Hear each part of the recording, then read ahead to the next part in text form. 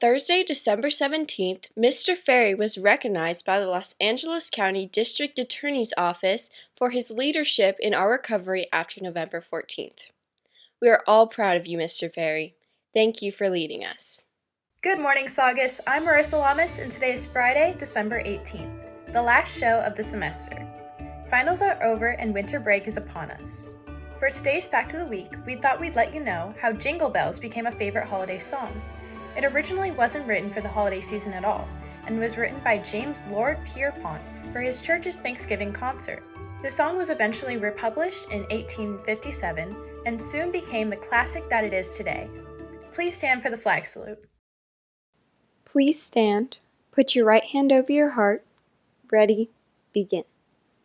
I pledge allegiance to the flag of the United States of America, and to the republic for which it stands, one nation, under God, indivisible, with liberty and justice for all.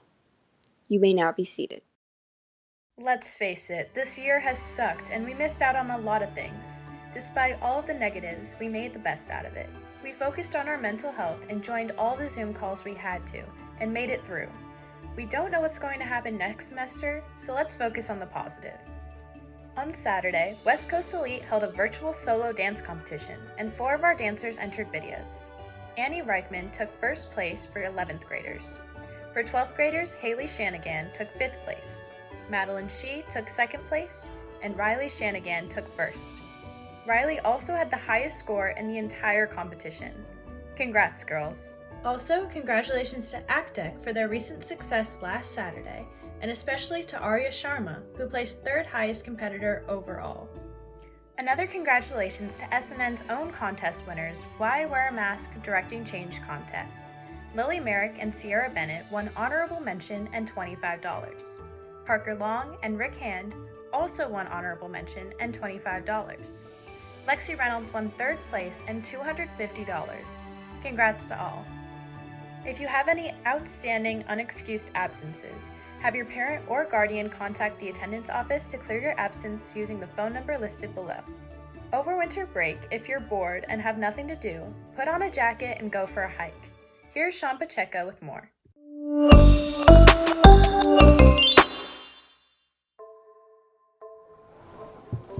Good morning, Saugus. I'm Sean Pacheco, reporting for SNN. Even with COVID-19 still affecting our everyday lives, there are a number of ways you can get out and around while staying safe. One of those ways is through hiking. Here in SCV, there are a number of routes available to hikers, made up of fire roads, biking trails, and walking paths. There are a number of routes available for you to try, whether it's a lawn hike with socially distanced friends or a quick jog on a small path. First off, we have some light, easy trails for beginners. These include the trails at Towsley Canyon, Bouquet Falls, and Haskell Canyon. Next off are moderate trails for people who have been hiking multiple times. These include the trails at Vasquez Rocks, Placerita, and East and Rice Canyon. Finally, we have the difficult trails for experienced hikers. These include the trails at Whitney and Ellesmere Canyon, Slide Mountain, and Fish Canyon, which is more of an overnight trail. And for those who are really up for the challenge, try hiking the 10,069-foot tall Mount San Antonio. It's a difficult one, but it's worth the views. Today, we'll be showing you the Placerita Canyon Trail, which usually takes about 2 hours to hike. Usually, when you go hiking, you'll want to bring a small backpack with water, trail mix, and a compass, which you can usually find on your phone. You'll also want to take your phone in case you need to make an emergency call. Also, because of the virus, it's a good idea to bring a face mask, especially if you're hiking with others. All right, let's go.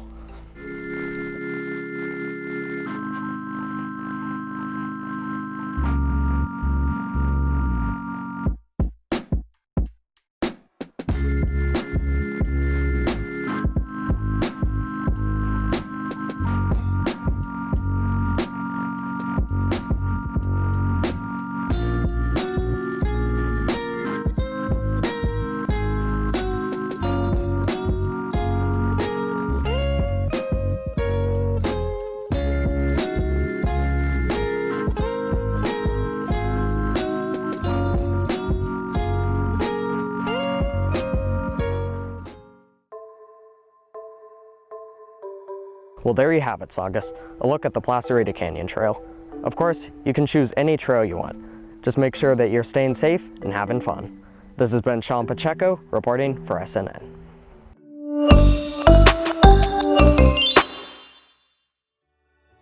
Choose your trail and get some fresh air if you need it. Next semester, we are keeping distance with learning until further notice, so keep your Zoom updated. Yearbooks are $70 with an ASB card and $75 without, and can be purchased online at the website listed below.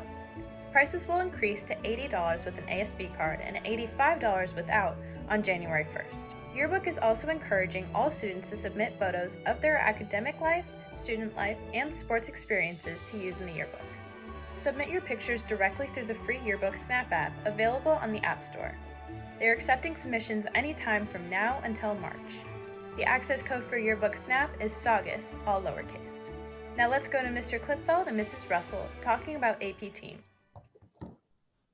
Hi, I'm Mr. Klipfeld, and I teach AP US History here at Saugus High School. And I want to talk to you about the possibility of doing something really fun next year as a junior and taking a teamed class between AP Lang and AP US History. The AP US History course will get you ready for the College Board exam in May. We will look at US history from colonization through the present, and we will work on your writing skills, your argument skills, and your study skills as well. We'll get you ready for college in the process. My colleague, Mrs. Russell, now is going to talk about AP Lang. I'm Mrs. Russell, so I teach the AP Lang portion. So AP Lang is really about college English and understanding rhetoric, becoming that master manipulator of language, and ultimately becoming an effective reader and writer. But my perspective is different because we're teamed with AP US.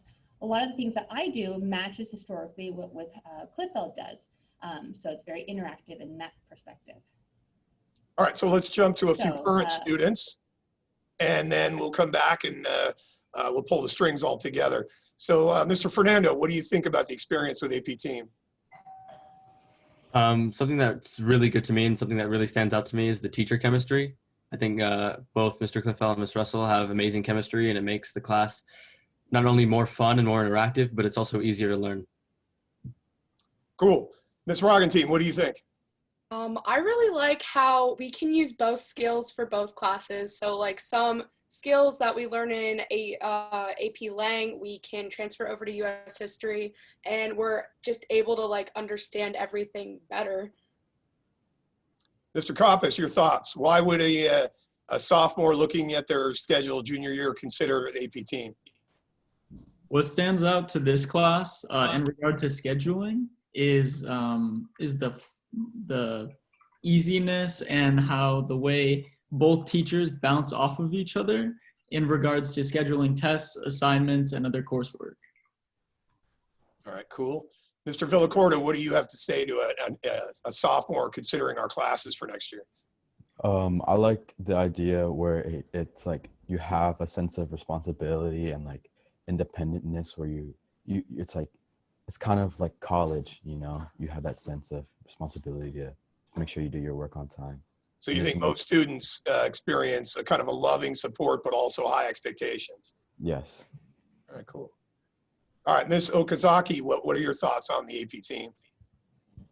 Overall, like the positive learning environment, like the closeness that we have, and just the scheduling and just everything about this class all rounds out and balance out each other, and it's just like a good learning environment, and it's just a good way to learn both English and history and challenge yourself. Perhaps maybe we could summarize it. We form a family that month after month we come together, and it's really an environment that you may not ever have in school unless perhaps you go to like a small private college at some point. Ms. Russell, you want to say anything else? Well, if you want some entertainment, Klipfeld and I banter back and forth, and that's part of that energy that we have. So we look forward to seeing you in your junior year and have fun with us. I was Klipfeld's student, so I know how it feels. It's a great environment. I love it. One thing I would say before we sign off is if you have interest in our course but you're not sure, email Ms. Russell or me, and we will get you the Zoom link, and you can come observe us a couple of times or even just for a few minutes and kind of get a feel for this very special experience for your junior year. Anything else from the Peanut Gallery? All right, well, good luck, sophomores. We hope you sign up for a rigorous and exciting junior year. Challenge yourselves and work hard. If you are interested in enrolling in any APs next year, contact your counselor. And good morning, Saugus. My name's Hannah Sprague with the second half of today's show. If you need a Chromebook for next semester of distance learning, contact Mrs. Hamburger at the email listed below.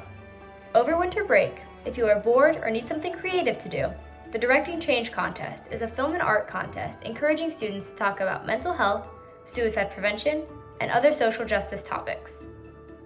They have monthly challenges and monthly winners. The first place winner receives a $300 Amazon gift card. For more information on the contest, go to the website listed below. Now, let's go to Rick Hand explaining the mystery behind the monoliths.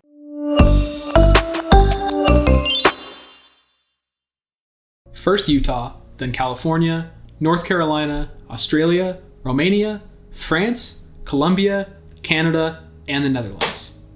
The first unexplained metal monolith was found on November 18th in a remote area of Red Rock County, Utah. Since then, dozens more have appeared not only across the country, but across the world, including one in Santa Clarita.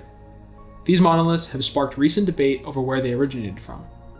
While some theorize that aliens are to blame, a leading theory put forth by the New York Times implies that the first structure found in Utah was a sort of modern art installation done by American artist John McCracken. It is believed that the intrigue generated by the first monolith sighting sparked copycats to recreate the structure around the world. For instance, Insider Magazine reports that 4 men have taken responsibility for building the monolith found in Atascadero, California, as a recreation of the one found in Utah. They explain the process of building it and transporting their final product to the top of Pine Mountain. Their monolith was discovered by the public on December 2nd, becoming just the 3rd one to be found globally. The copycat monolith brought droves of people up Pine Mountain. Once all of the hype for the alien deposit had left, one of its real builders had this to say: "Everybody's talking, happy, no politics, no COVID. All races, sizes were walking up this hill to go see this thing." In the midst of a difficult year, it's been the little things that have kept us all together and sane. Our shared curiosity for the supernatural, even though it was most likely only the work of pranksters, was enough to bring us all together and give the end of 2020 quite the interesting bright spot. This has been Rick Hand reporting for SNN.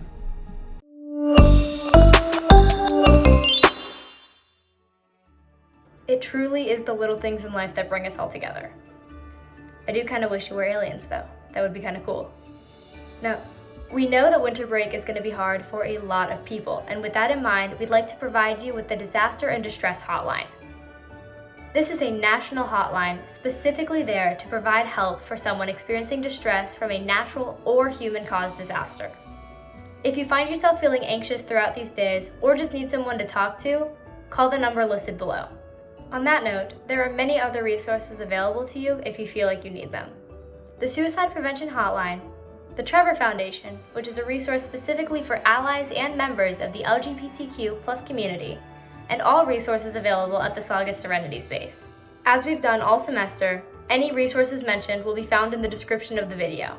Please never be afraid to reach out and talk if you feel like you need to. Throughout the semester, SNN has been providing you with some delicious cooking recipes if you so choose to make them. Throughout our filming process, our teacher Wade Williams has made it incredibly clear that canola oil is bad. Very bad. I mean, canola oil, bad. Very bad. Yes? Great. So, with that being said, here is Max Vezzali and Mike Scher with a recipe that is sure to make Williams very proud.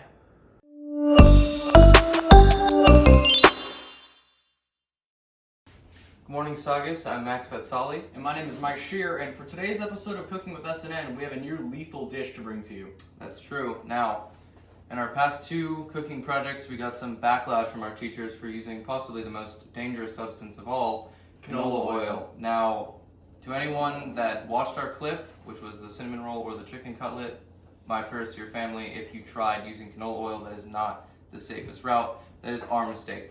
Onto a lighter note, what are we going to do right now? Well, right now we're going to go to the store and get some ingredients, so would you like to join us?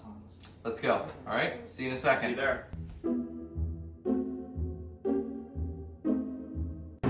So one of our main ingredients is also eggnog. Now, there's no canola oil label on this. Perfectly safe, and it's keto friendly, so we're gonna put it in the cookies. It's not canola oil, so it's automatically more healthy. So usually we would use regular uncooked eggs, but this is all they have. This is the only selection. 6 hard-boiled eggs. This should be just fine. It's not canola oil. Oh my god. Okay. This is come close. Okay. Important subject. This is everything that's wrong with America in one plastic bottle. I have no clue. But yeah, what is canola? Whatever, it doesn't matter how it's made. It's not good for you, okay? So And it makes vegetables. It Like, doesn't. who likes Okay, this? let's find some lard. Okay, so you're going. Stop. Let's focus on the lard. Lard, 4 for $5. You know it's healthy with that kind of price. Okay. Okay. You can't knock all of them over. I'm not. Frosting here. We need to get frosting. Oh wait, That's essential. This might add some extra crunch to it. Okay, Christmas is coming. But I Just want, put it on your list. But I want it.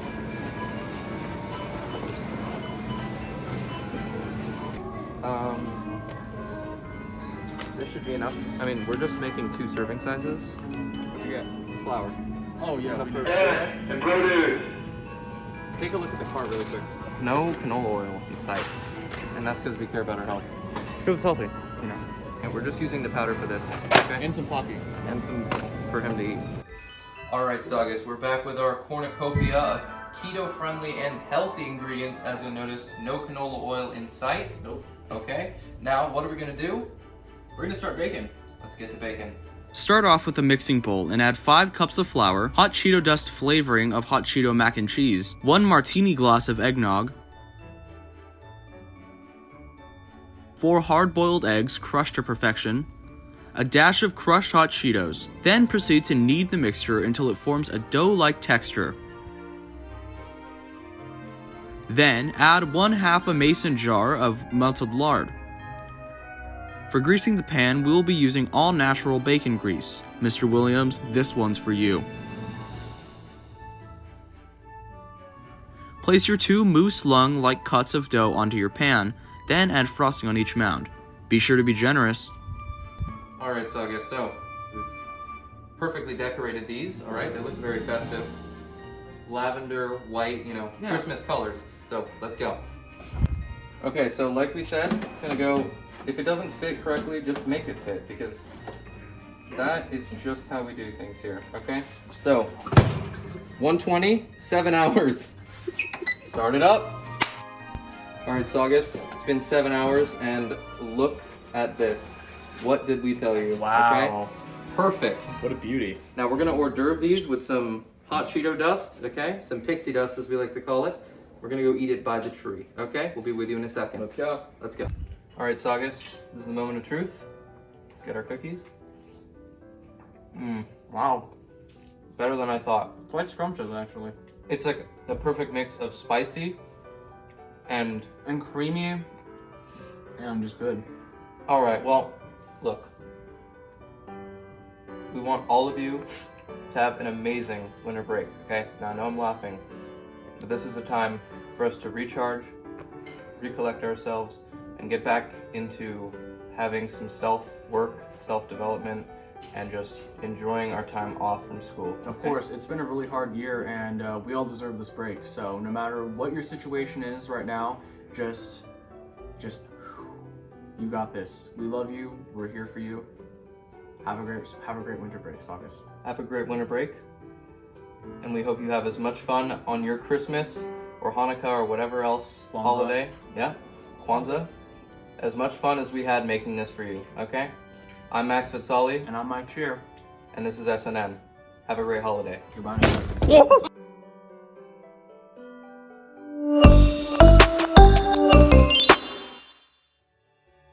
Wow, thank you, Max and Mike, for that delicious canola-free video. I definitely think I will be trying it as soon as I can. It looked magnificent. No, Saugus, please don't actually try that. You might burn your kitchen down. So let's leave it to the professionals and not try that one at home. Well, thank you guys so much for watching. My name is Hannah Sprague. As I mentioned earlier, all resources can be found in the description of the video. Don't forget that starting tomorrow, you are on winter break. School will resume in 3 weeks, but before then, please take some time to unwind and relax. Have a great day and a great winter break. We will see you when we return. Bye, Saugus!